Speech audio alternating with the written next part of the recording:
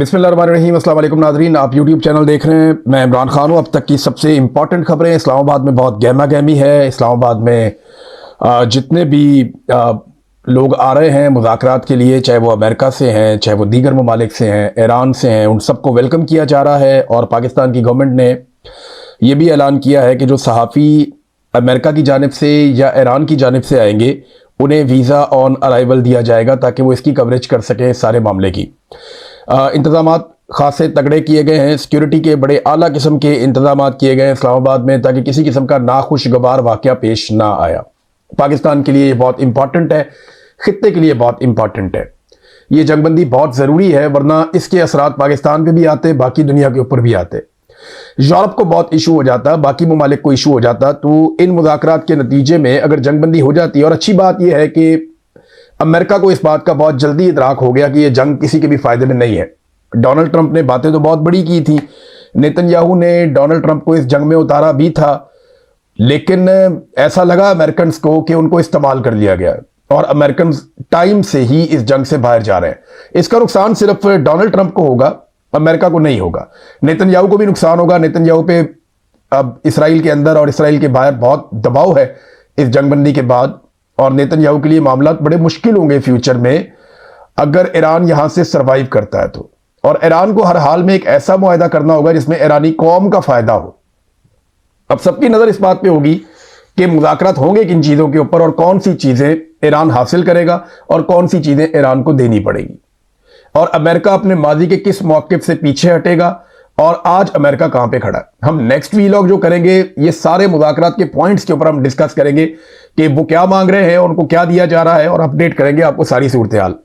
लबनान में लड़ाई क्योंकि चल रही है वो एक मसला बना हुआ है और वो लगातार बना हुआ है। ईरान को इसके ऊपर एतराज है और ईरान बार बार ये कहता है कि लबनान में अगर जंगबंदी नहीं होती तो ये मुआहदे की खिलाफ वर्जी है।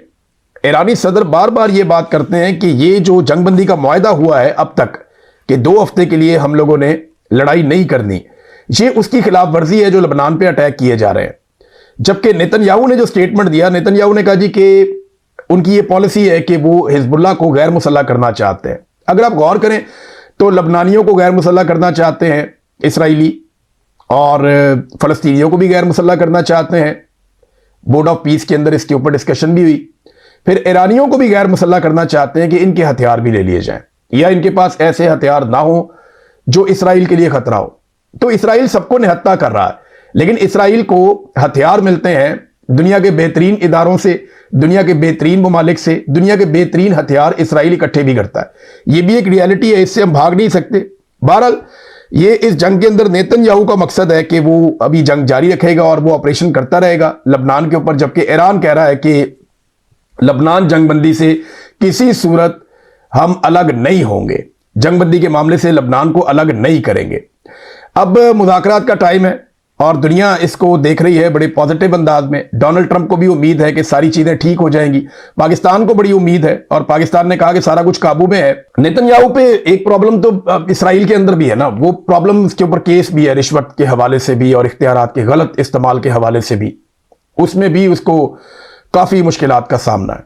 अब जब आलमी सतह पर ऐसी शर्मिंदगी हुई है तो वो लबनान पे अटैक करके उसको मिटाना चाहते हैं। देखिए लबनान में बैरूत पे जिस किस्म की तबाही हुई है, जैसी आग वहां पे बरसाई गई है, ऐसी तबाही पहले कभी हमने नहीं देखी। वहां इतने बड़े पैमाने पे बैरूत को तबाह किया गया कि अस्पतालों में जख्मी भरे पड़े हैं। अद्वियात की किल्लत रिपोर्ट हो रही है। वहां पे एक इमरजेंसी नाफज हो चुकी है, उन्होंने उसको स्याह दिन करार दिया है जो कुछ भी किया गया, और दुनिया भर के ममालिक ने इसके लिए आवाज उठाई कि इसराइल जो लबनान में कर रहा है वो नहीं होना चाहिए। अच्छा, इसमें पाकिस्तान के वजीर दिफा ने भी आवाज उठाई। पाकिस्तान के वजीर दिफा ख्वाजा आसिफ ने एक ट्वीट किया, लेकिन ख्वाजा आसिफ ने वो ट्वीट डिलीट कर दिया। जो ट्वीट ख्वाजा आसिफ ने किया वो ट्वीट किया है, मैं ट्रांसलेट भी कर देता हूं लेकिन आप ये देख लें, इंग्लिश में इसका बड़ा इंपैक्ट है। उन्होंने कहा जी, Israel is able and curse for humanity while peace talks are underway in Islamabad, genocide is being committed in Lebanon, innocent citizens are being killed by Israel, first Gaza, then Iran, and now Lebanon. Bloodletting continues unabated. I hope and pray people who created this cancerous state on Palestinian land to get rid of European Jews burn in hell. ये बड़ा ख्वाजा आसिफ साहब ने जबरदस्त किस्म का statement दिया Israel के हवाले से। इस तरह के स्टेटमेंट बाकी लोग भी देते हैं, यानी ऐसे स्टेटमेंट हमने सख्त स्टेटमेंट इसराइल के खिलाफ यूरोपीय रहनुमाओं की जानिब से भी देखे, पाकिस्तान के दीगर रहनुमाओं की जानिब से भी देखे। इमरान खान ने बड़े सख्त बयानात दिए। लगभग इमरान खान के, अभी भी मैं सोशल मीडिया पे देख रहा था, मैंने 17 ऐसे बयानात देखे जो उन्होंने डायरेक्टली इसराइल के खिलाफ दिए, और उनमें से एक भी बयान को आज तक डिलीट नहीं किया गया। ख्वाजा आसिफ का ये ट्वीट डिलीट हो गया। ख्वाजा आसिफ ने इस ट्वीट में क्या कहा, पहले आप ये देखें, जरा उर्दू में आपको थोड़ा सा मैं समझा देता हूं। ख्वाजा आसिफ ने इसराइल को जो है वो एक कर्ज करार दिया, उनको ईवल करार दिया, एक बुराई करार दिया इसराइल को। और उन्होंने इल्जाम आयद किया कि इस्लामाबाद में बातचीत हो रही है, ऐसे वक्त में लबनान में नस्लकुशी कर रहा है इसराइल। ख्वाजा आसिफ ने कहा कि मासूम शहरी इसराइली कार्रवाइयों में मारे जा रहे हैं, पहले गजा में, फिर ईरान में, और अब लबनान में खून रेजी का ना रुकने वाला सिलसिला जारी है। ख्वाजा आसिफ ने इसराइल को कैंसर ज़दा एक रियासत करार दिया, और इसके क़याम के मुतालिक उन्होंने कहा कि उनको जहन्नुम में जलना चाहिए जिन्होंने ये रियासत कायम की फ़लस्तीनियों की सरजमीन पर। ये ख्वाजा आसिफ का स्टेटमेंट था। लोग बड़े खुश हो गए, लोगों ने इसको रीट्वीट भी किया, और पजीराई मिल ही रही थी कि ख्वाजा आसिफ ने ये स्टेटमेंट डिलीट कर दिया। उसके पीछे रीज़न ये है कि इसराइल ने इसके ऊपर रद्द-ए-अमल दिया है। इसराइली वज़ीर आज़म के दफ्तर ने पाकिस्तान के वज़ीर दिफा ख्वाजा आसिफ के बयान की मजम्मत कर दी, जिसमें उन्होंने इसराइली रियासत को कैंसर ज़दा करार दिया था।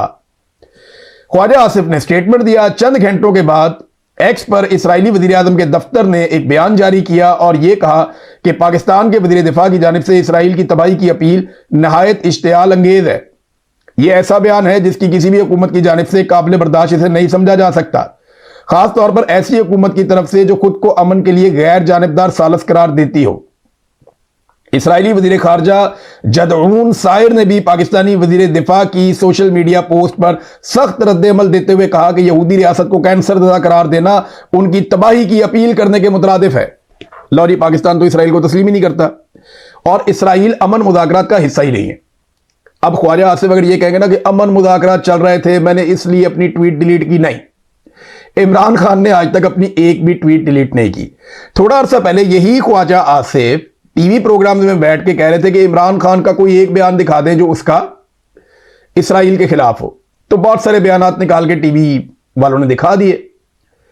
फिर ख्वाजा आसिफ ने कहा जनाब कि इमरान खान अपनी बात करता है, वो इसराइल के खिलाफ बात नहीं करता, हालांकि इमरान खान जेल में बंद है।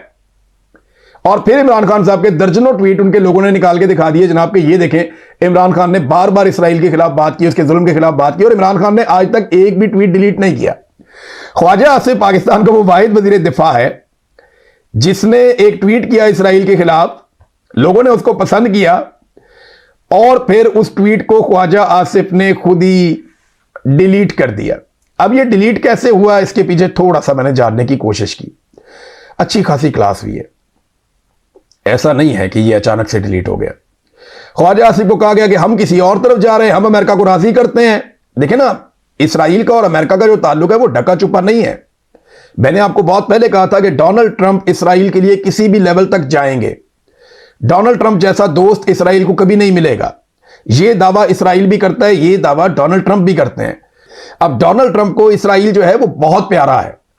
अब उस इसराइल के खिलाफ जब आप बात करेंगे तो फिर आपको डांट तो पड़ेगी। तो ख्वाजा आसिफ साहब ने अपना ट्वीट डिलीट कर दिया और ये सारी शर्मिंदगी अपने खाते ले ली, क्योंकि माजी में वो ताने देते थे, वो बातें करते थे, बड़े बड़े जमीन आसमान के कलाबे मिलाते थे। तकरीबन टोटल ये औकात है कि इनको ट्वीट डिलीट करना पड़ गया। अफसोसनाक बात है।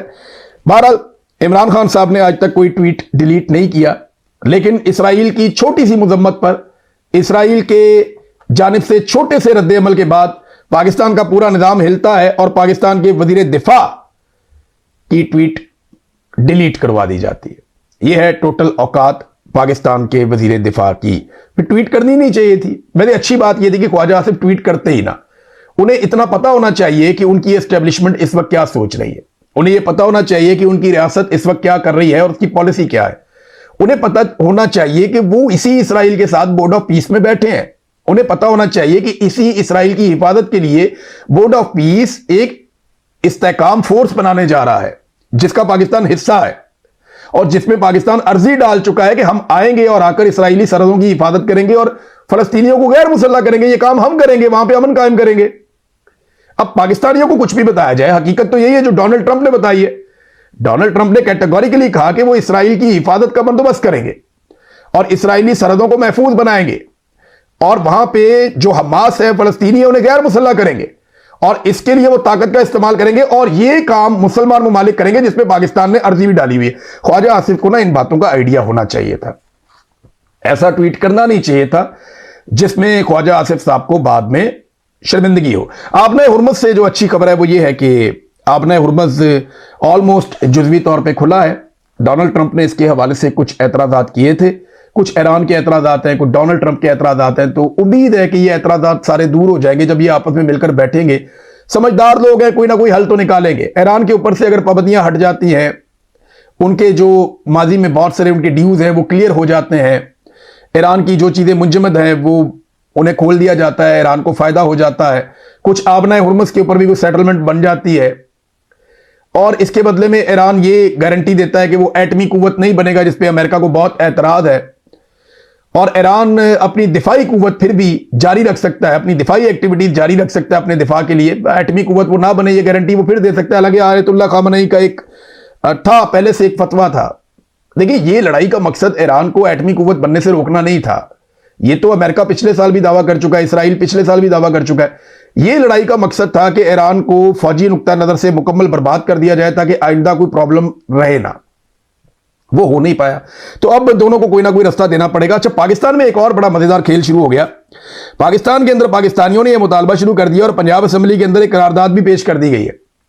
मुतालबा यह है कि आसिम मुनीर साहब को, शहबाज शरीफ साहब को और इसहाक डार साहब को अमन का नोबेल इनाम दिया जाए, क्योंकि इन्होंने अमन के लिए बड़ा काम किया है।